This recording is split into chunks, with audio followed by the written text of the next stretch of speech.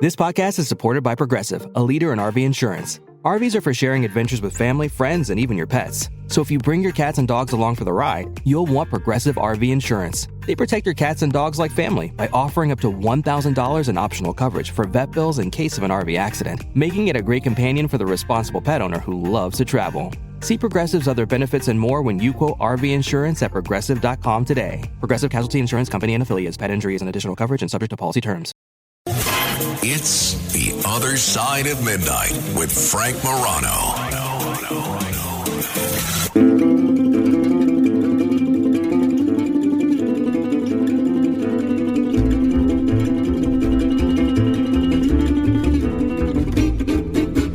If you blue, you don't know where to go to. Why don't you go where fashion sits?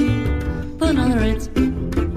Different types of wear a day. Pants with stripes and cutaway coats, perfect fits. Put on the Ritz. Dressed up like $1 million trooper, trying not to look like Gary Cooper. Super duper, come let's mix. Rockefellers walk with six or umbrellas. This is The Other Side of Midnight. I'm Frank Morano, 24 minutes after the hour. Obviously, this is a classic song with a very different take.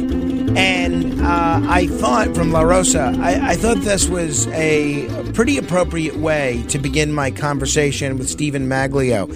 Stephen Maglio has been a guest on the show before. He's a terrific singer, a terrific performer, terrific guy, a popular crooner and singer of standards. But he is known, at least in the circumstances that I've seen him and in fans that I've spoken to who've seen him, for taking songs that have been popularized by others, people like, I don't know, Frank Sinatra, and then giving his own unique take on them. Now, I don't know about you, but I turn on the television set, I open the newspaper, and I'm deluged with all the toxicity that's out there in the current environment.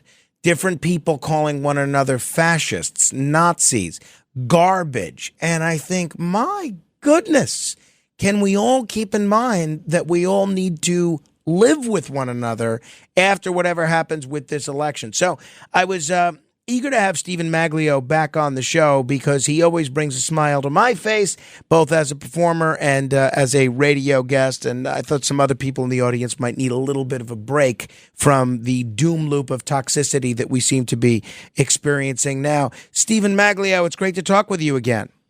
Hi, Frank. Glad to be here.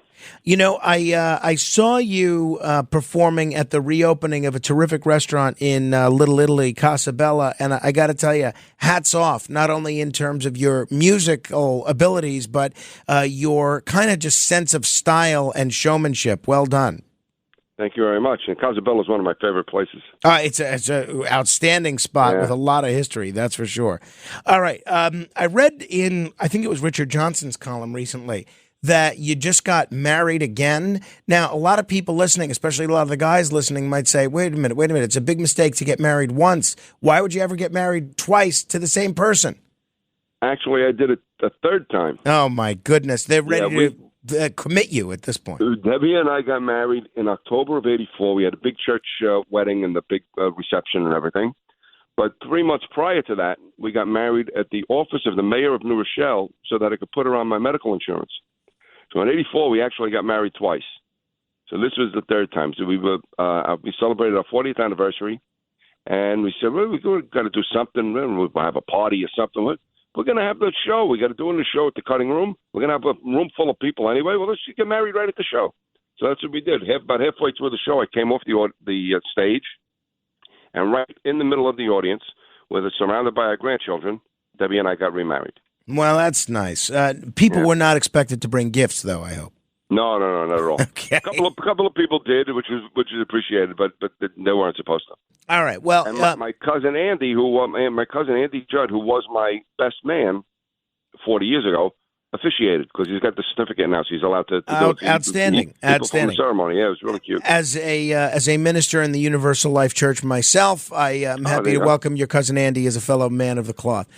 For people that have not heard our previous conversations or may be unfamiliar with your music, you first heard Frank Sinatra's My Kind of Town as a kid on your walk to school. Describe for folks what it was about that particular song that captivated you so deeply.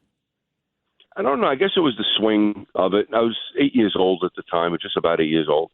And I think it was the liveliness and the up-tempo, the whole swing of it, I think, was what got me. So it was a good song to walk to. Because if you listen to a ballad, you kind of walk slow. I'd been late for school every day. But this is something swingy, and that's really what gets the kids. I didn't start getting into the ballads until a few years later. It was all the up-tempo stuff that I like listening to. After My Kind of Town, the second one that I went to was Luck Be a Lady. So it was all the up-tempo stuff that caught me. A lot of people are moved by Sinatra's music. Not everyone goes on to make it their career. Was there a particular moment in your life when you knew that this is what you wanted to do and what you wanted to pursue professionally? I always knew I wanted to do it. I didn't think that I could. I didn't think I was good enough. We used to have parties, or we hung out in the bar when we were kids. We put money in the jukebox and everybody would be singing, and I would sing along that way. But to get up in front of a microphone, I couldn't. And when I reached 35, I said, if I never actually take lessons and try, someday I'm going to be 80 and I'm going to kick myself that I didn't at least try. So it was at 35 that I started taking the lessons. And at 43, I made my debut at Tavern on the Green. That's outstanding. Yeah. Next month, you are celebrating your 20th anniversary of Sinatra Saturdays at the Carnegie Club, which is a great establishment. I go there pretty frequently as someone that likes an occasional cigar and a cocktail. I'm rarely there on the weekend, but I can tell you that the stories that I've heard from listeners of our show who've seen you at the Carnegie Club, I've not yet met someone who's walked away disappointed. 20 years at the Carnegie Club. I mean, that's a pretty impressive streak. What do you think keeps audiences coming back week after week for 2 decades? We do the same show every single week. The same songs, the same jokes. It's exactly the same every week. And it is kind of a mystery in that respect. And a few years ago, we said, maybe we should change the show. I said, why change it? It's working. I'm not going to change a thing.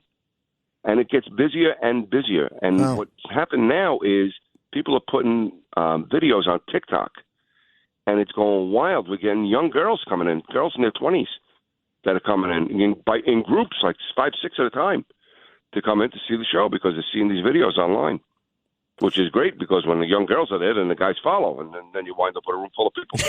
Yeah, and we're sold out. It's terrific. You've always said that you're not an impersonator, although a lot of fans feel that you channel Sinatra's essence. What's the balance between capturing Sinatra's style and bringing your own interpretation to a lot of his classic songs? I wouldn't know. It's like trying to figure out a recipe. Sometimes you do it a little different. It never really comes out the same exact way twice. I picked up Sinatra, like I said, as a kid. Not trying to imitate him. I think I just, the same way I absorbed things from my father, from my older brothers, I absorbed from him, so it became part of me. And that it's not a performance. It's just me doing what I do that I just picked up from him. I mean, even you could probably tell by the way I speak. Johnny Maestro was the first one professionally to tell me, you don't even sound like Frank when you sing. You sound like him when you speak, too. And I never realized that on my own, except when I started taping, started seeing some of the tapes that people take of the shows. And I said, yeah, I could see that mannerism is like Frank. Or I could hear I'm phrasing that the way Frank did. It's really just subconscious. It's me. Mic check. 1, 2. Are we recording? Hi, I'm Michelle Bernstein, an award-winning chef, restaurateur, and mom. I have a lot on my plate, including my psoriatic arthritis symptoms. That's why I was prescribed Cosentyx. It helps me move better.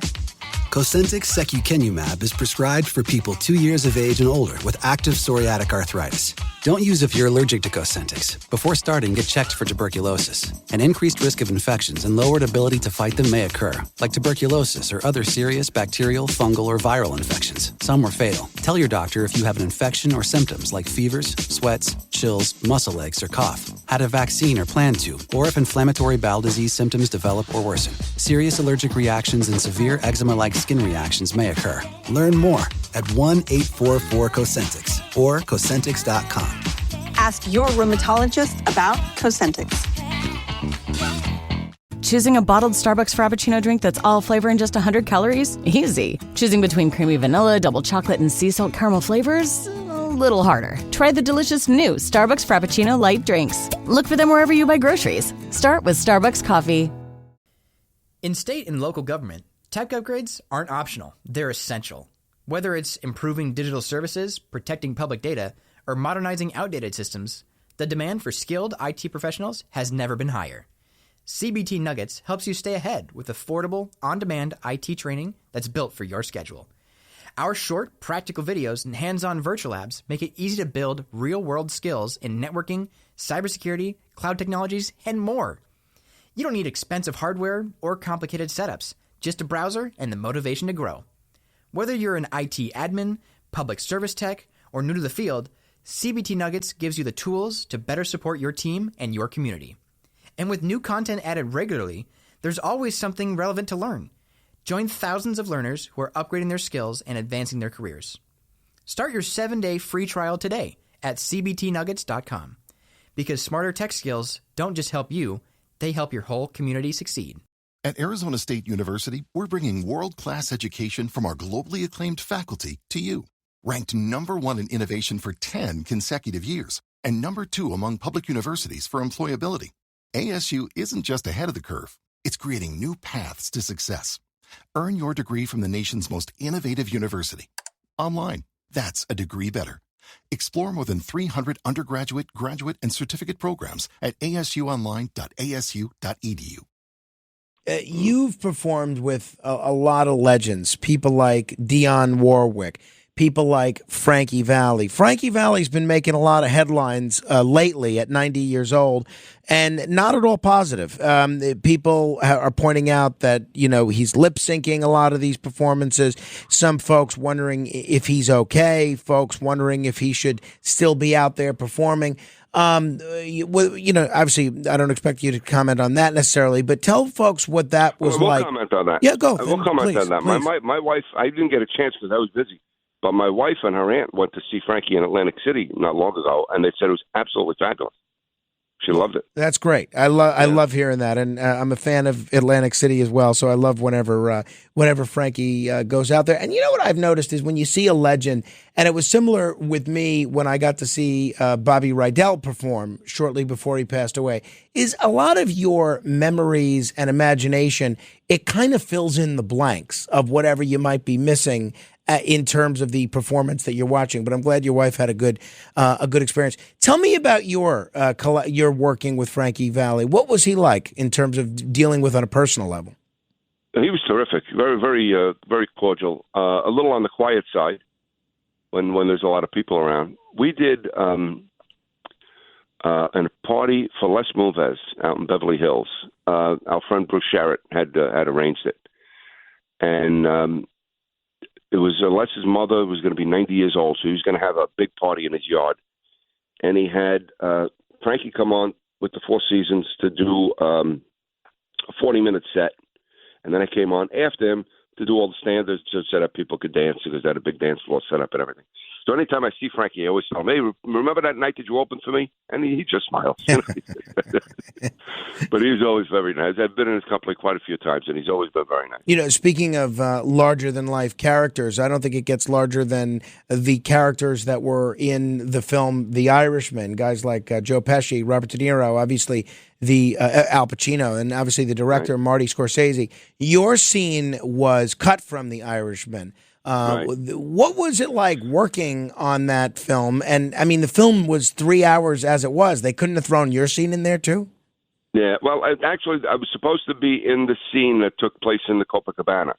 So the scene was there, just the part that I was in got cut out. Because when Scorsese does something, he films and films and films. And then he cleans everything up in the editing room. So I'm sure that I had the scene was there. My part just wasn't there. Funny thing is, though, I have a cousin who has the same name as me, Stephen Maglio, and his part was in the scene. He did a scene with Joe Pesci, where he's seen with Joe Pesci. So my name appears twice in the credits. once for him and once for me. That's but I never appear hysterical. on the screen. When the movie came up, people were calling me and said, "I'm seeing your name in the credits, but where are you?" That's very funny. I like that his a name lot. is there twice. Hey, speaking of just going back to Sinatra's music for a second, if there's any music that I think people would agree is just timeless, it's Frank Sinatra's music. His fans span multiple generations, as you see with the people that come out to see you. Why do you think his style and his voice still resonates today with so many people? Well, first of all, they're mostly love songs that he does, and that'll never go out of style. There's always a need for that. I remember there was a movie years ago called "I'll See You in My Dreams." It was the story of Gus Kahn, the songwriter. It was Danny Thomas and Doris Day. And she's told him, he was saying, what's the sense of having a hit song? He's getting discouraged with his writing and everything. And she said to him, there are a lot of fellas out there that don't know how to tell their girls they love them. That's why they need songwriters. And I think that the singing is the same way. A lot of people don't know how to connect, especially now with people with the iPhones and all kinds of things. They're always online. They're not really connected. They need the love songs, the music to help them make that connection. And nobody did it better than Frank. Nobody's more romantic than him. And I think that's what keeps it going. There's a romance there. You've performed in every possible setting you can imagine. You perform with orchestras. You perform with small jazz bands. You perform by yourself. What's your favorite kind of performance setting? And do you think Sinatra would have enjoyed performing in this era? And I hadn't even thought about this until you just mentioned it, but in the era of TikTok and iPhones and all things like that, how do you think Sinatra would square all that with a very different style than what he was used to? Yeah, there's nothing better than a nightclub. A small nightclub where you could, like Gal Jolson used to say, he wanted to see the people's faces in the theater. They had to bring the lights up. And because when I go into a theater, I'm kind of thrown because I could only see people in the first and second row. And after that, you can't see anything because the lights are in your eyes. But when you're in a small nightclub, like the Carnegie Club or the Cutting Room, you feel a connection to people. They're close, and you could talk to them, and it's like having a visit with a friend rather than doing a performance. It's very comfortable and relaxed, and it's nice. That's the best for me. All right, you are performing in New York City with the Stan Rubin Orchestra Saturday, November 16th at 8 p.m. and at 10:30 p.m., a commemoration of the longest-running nightclub show in New York City. If folks are in New York or if they're going to be visiting New York around November 16th, how can they get tickets? I don't know that they can, actually. I think it's sold out. Well, then hopefully they acted quickly. They got to try and get there. You got to call the Carnegie Club or go to the website. But let me see if I don't know that. All right, well, they're out of luck then. They're out of luck. They'll have to wait. They'll have to wait 20 years from now. Like then, I said, for the 40th show. It's the same show week after week. So if you call them up, and if you can't get a reservation for the 16th, get one for the week after. Boom, that's it. So we're there every Saturday. Steve Maglio, it's always a treat to talk with you, my friend. Let's do this again soon. Thank you, Frank. Take care. Steve Maglio. Thank you. Bye-bye. If you want to comment on any portion of our discussion, you can give me a call, 646-720-0635. That's 1-646-720-0635. This is The Other Side of Midnight. Straight ahead. In state and local government, tech upgrades aren't optional. They're essential. Whether it's improving digital services, protecting public data, or modernizing outdated systems, the demand for skilled IT professionals has never been higher. CBT Nuggets helps you stay ahead with affordable, on-demand IT training that's built for your schedule. Our short, practical videos and hands-on virtual labs make it easy to build real-world skills in networking, cybersecurity, cloud technologies, and more. You don't need expensive hardware or complicated setups, just a browser and the motivation to grow. Whether you're an IT admin, public service tech, or new to the field, CBT Nuggets gives you the tools to better support your team and your community. And with new content added regularly, there's always something relevant to learn. Join thousands of learners who are upgrading their skills and advancing their careers. Start your 7-day free trial today at cbtnuggets.com. Because smarter tech skills don't just help you, they help your whole community succeed.